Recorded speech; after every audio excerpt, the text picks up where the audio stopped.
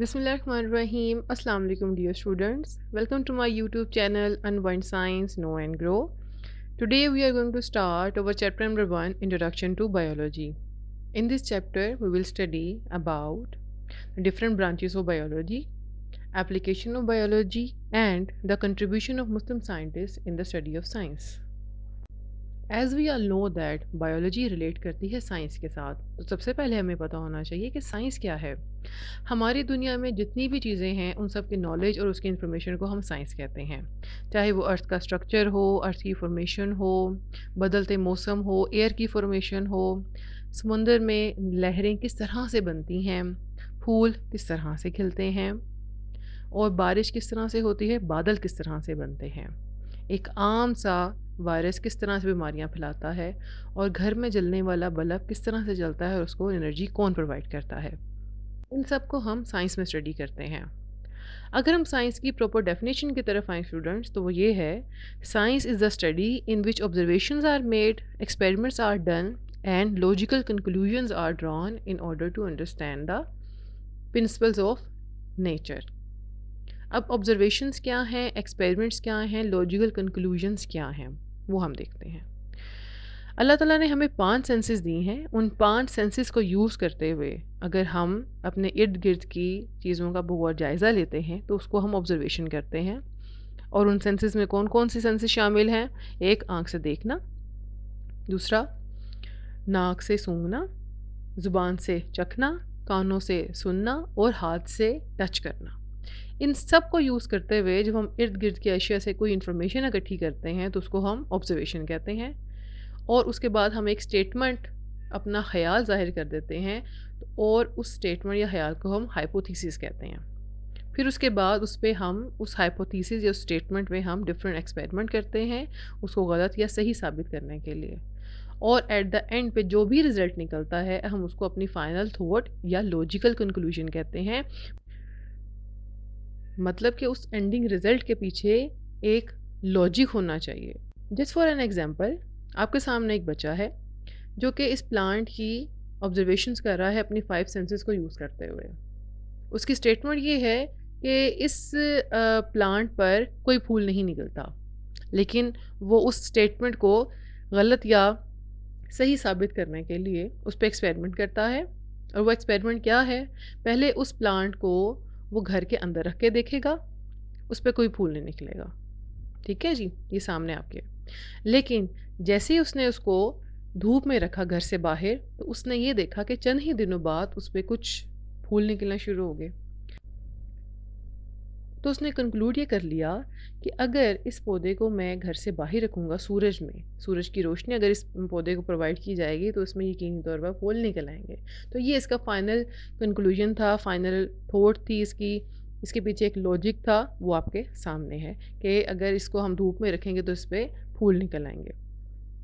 इसको मज़ीद इस बात को मज़ीद एक्सप्लेन करने के लिए ये एग्ज़ाम्पल आपके सामने कि जब आप एक मोबाइल फ़ोन लेने जाते हैं बाहर, तो आप पहले उसको ओवरऑल लुक देखते हैं उसकी, ठीक है? उसके फ़ीचर्स देखते हैं, फिर उसके बाद उस पे एक्सपेरिमेंट देखते हैं, उसका जो है वो वॉल्यूम चेक करके देखते हैं, उसकी कैमरा चेक करके देखते हैं, ये सब ठीक-ठाक है, एंड देन सोच कर फिर एट द एंड आप कोई एक फाइनल अपना डिसीजन ले लेते हैं कि वो आपने मोबाइल फ़ोन लेना है या नहीं लेना।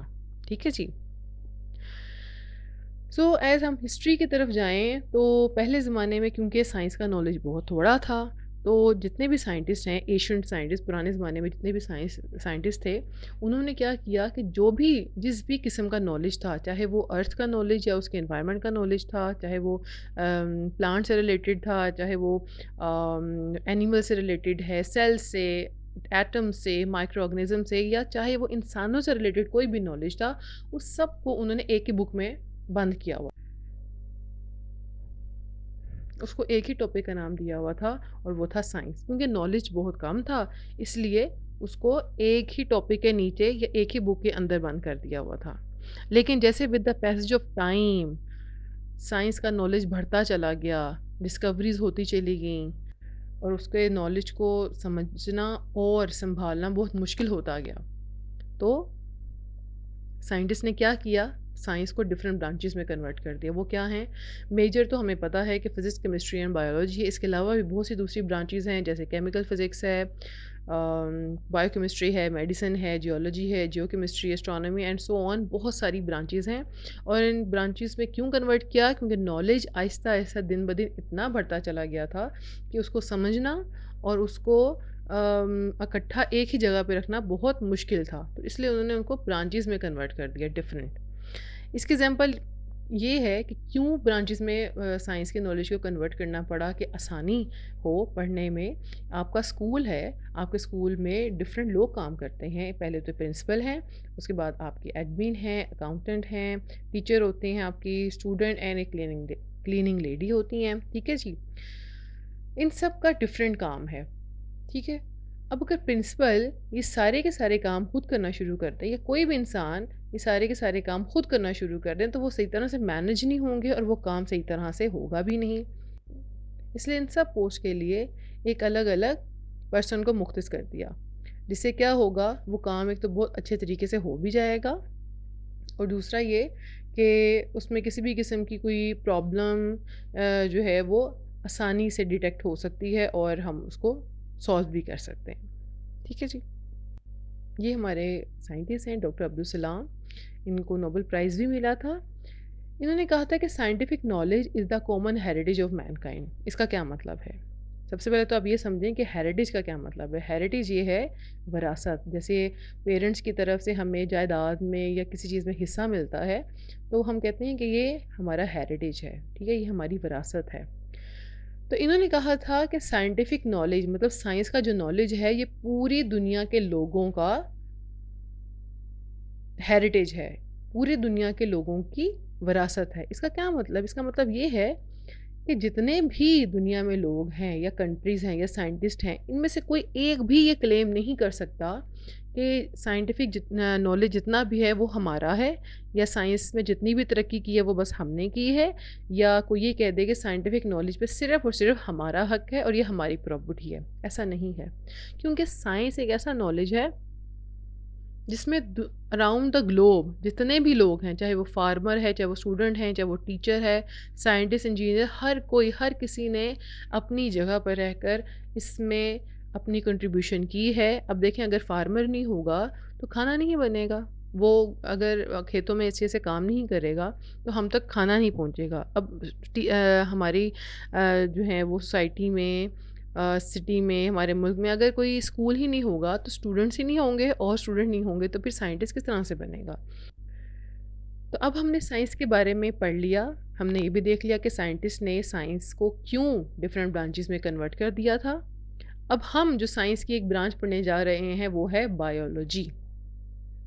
साइंस की और भी बहुत सी ब्रांचेस हैं, chemistry, microbiology, physics and taxonomy and so on, लेकिन इस वक्त जो हम पढ़ने जा रहे हैं वो है बायोलॉजी। सो बायोलॉजी क्या है? It is a scientific study of life. अब साइंटिफिक स्टडी का क्या मतलब है? साइंटिफिक स्टडी का तो मतलब हमने पढ़ लिया पीछे कि साइंस क्या है, observation, experiment and logical conclusion. अब हम अपने इर्द गिर्द की जितनी भी लिविंग चीज़ें हैं, लिविंग ऑर्गेनिजम्स हैं, उनके बारे में जो हम साइंटिफिकली स्टडी करते हैं, उनकी ऑब्जर्वेशन, फिर उन पर एक्सपेरिमेंट, फिर उनके बारे में अपनी कोई फाइनल थॉट दे देते हैं, तो उसको हम बायोलॉजी में स्टडी करते हैं। इस सब को हम बायोलॉजी कहते हैं।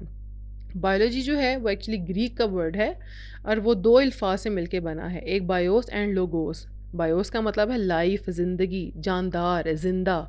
ठीक है जी। और लोगोस का मतलब है थॉट और रीजनिंग, कि उसके बारे में सोचना, समझना और फिर एक फाइनल रीज़न, वजह, लॉजिक बता देना उसके बारे में।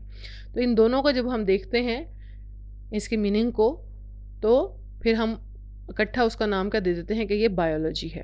ठीक है जी, बायोलॉजी का नाम एक्चुअली यहाँ से लिया गया है।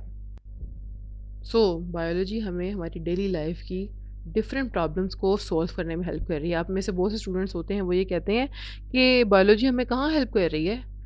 तो बायोलॉजी हमें हेल्थ में, फूड में, एग्रीकल्चर में, हमारे इन्वायरमेंट को समझने में हमें हेल्प कर रही है। तो आप ये देखें कि अगर डॉक्टर्स बायोलॉजी ना पढ़ते तो वो डॉक्टर्स ना बनते और हमारी बीमारियों का इलाज भी ना कर पाते। अब जो फार्मर्स खेतों में काम करते हैं वो भी डिफरेंट दवाइयाँ वगैरह यूज़ करते हैं अपने खेतों में डालने के लिए ताकि उनकी फसल अच्छी बने। अब ये मेडिसिन्स भी कहाँ से आई हैं? ये मेडिसिन्स भी बायोलॉजी ही की मरहून मेहनत है। अब हमारी इन्वायरमेंट में जिस तरह से पॉल्यूशन क्रिएट हो रही है, इसको ओवरकम करने के लिए भी बायोलॉजी ही हेल्प करती है। एट द एंड आप सबके लिए एक छोटा सा मैसेज है, वो ये है कि नेवर गिव अप ऑन सलाह, स्पेशली स्टूडेंट्स जो कि पढ़ाई करने के लिए नमाज को छोड़ देते हैं। आप यकीन करें कि जिस टॉपिक या जिस चैप्टर को याद करने के लिए आप नमाज छोड़ रहे हैं, वो कभी भी आपके टेस्ट या आपके पेपर में नहीं आएगा। तो जब आप ये चीज़ अपने जहन में रख लेंगे तो अपनी नमाज को कभी भी नहीं छोड़ेंगे। Thank you. अल्लाह हाफिज़।